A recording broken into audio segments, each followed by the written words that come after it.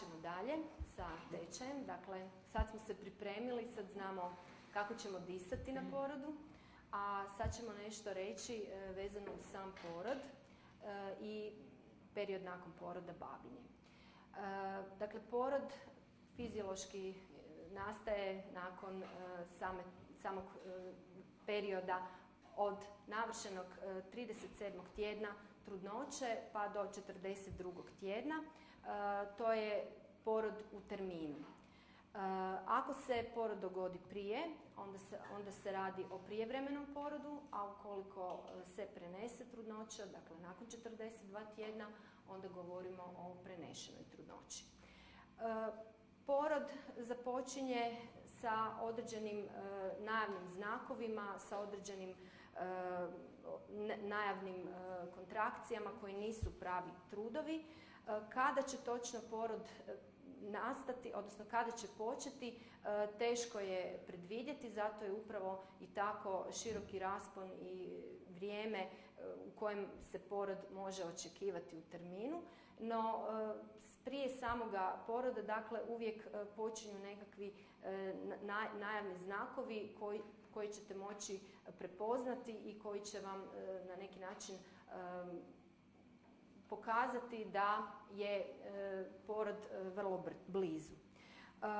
Prije nego što uopće počnemo o samom tijeku poroda, htjela bih vam reći da negdje oko 36. tjedna trudnoće si pripremite torbu za odlazak u rodilište, tako da bude spremna, da ne bude nekakve panike pred sam odlazak u rodilište.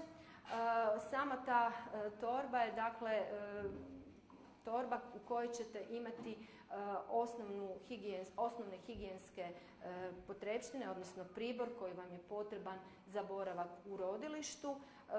Važno je pripremiti svu dokumentaciju koju ste skupljali tijekom vaše trudnoće.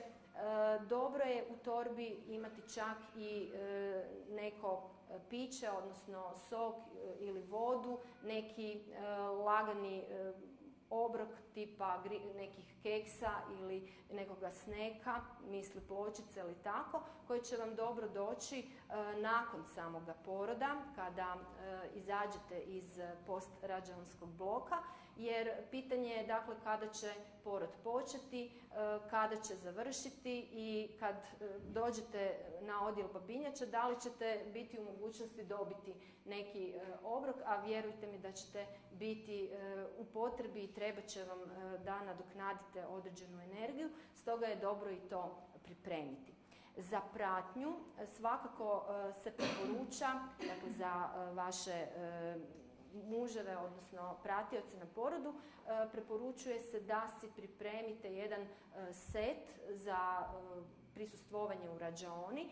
To je jednokratna pregača, kapa, maska i kaljače koje morate imati na nogama kad ulazite u rađaonu. Neka rodilišta čak će vam i ponuditi svoje, no međutim, evo, u današnje ovo vrijeme, ajmo reći, krize, može se i dogoditi da nemaju, pa da to ne bude neki razlog da vas možda ne puste u samu rađaonu. Najbolje je da si to pripremite prije. Dakle, sami najavni znakovi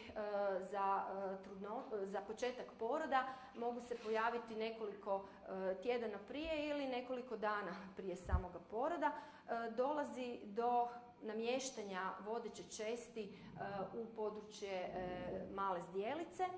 Najčešće je vodeća čest poroda glavica i dijete se, dakle, spušta se i trbuh trudnici, a uz to može doći i do oticanja sluznoga čepa koji je inače bio u prostoru cerviksa i koji je odnosno u prostoru rodnice i koji je sprječavao prolazak određenih mogućih nekih vanjskih utjecaja do samoga cerviksa, odnosno do samog ušća maternice.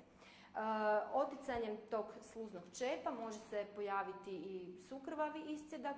Uglavnom dolazi do pripremnih kontrakcija koje polako počinju iskraćivati sam cerviks.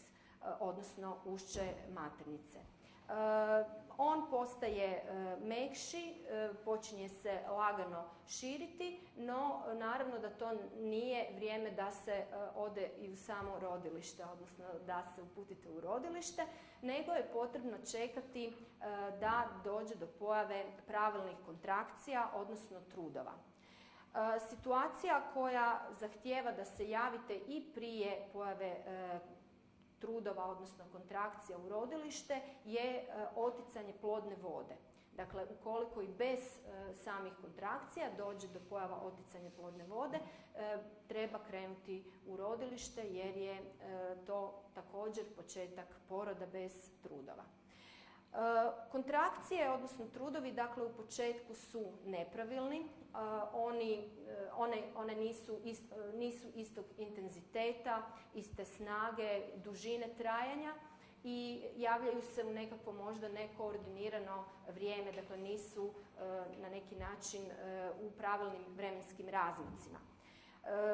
Kada postanu pravilniji, tada ih je potrebno pratiti i ne može se baš sa 100% sigurnošću reći da je vrijeme da se ode u rodilište kada ti trudovi postanu pravilni, na primjer sa nekakvim javljanjem kroz toliko i toliko minuta, jer u nekim situacijama se to zna i smiriti, pa onda opet se oni nastavljaju. Ali je nekako uvriježeno da prvorotke bi trebale krenuti, odnosno već krenuti prema rodilištu ukoliko im se trudovi počinju javljati kroz 1-2 sata u jednom pravilnim razmacima svakih 5 minuta.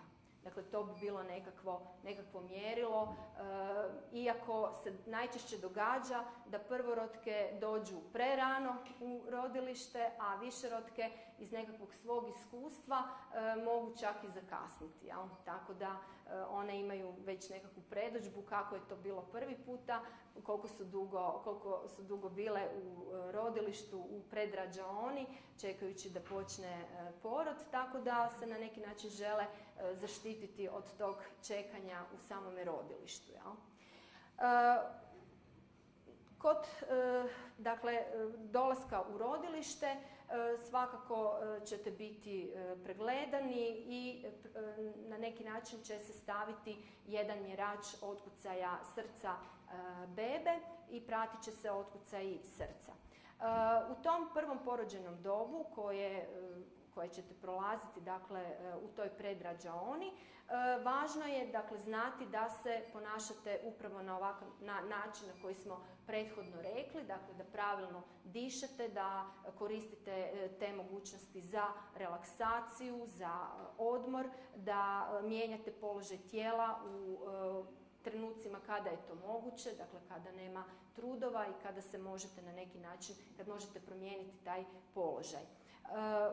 U svakom slučaju pratnja će vam biti dobro došla u tom prvom porođenom dobu jer će vas na neki način i ohrabrivati i davati vam možda i dodatnu snagu da sve to prođete upravo onako kako bi vama bilo lakše i kako bi sam taj period poroda prošli u najboljem okruženju, odnosno imali bi na neki način pozitivno iskustvo u tome.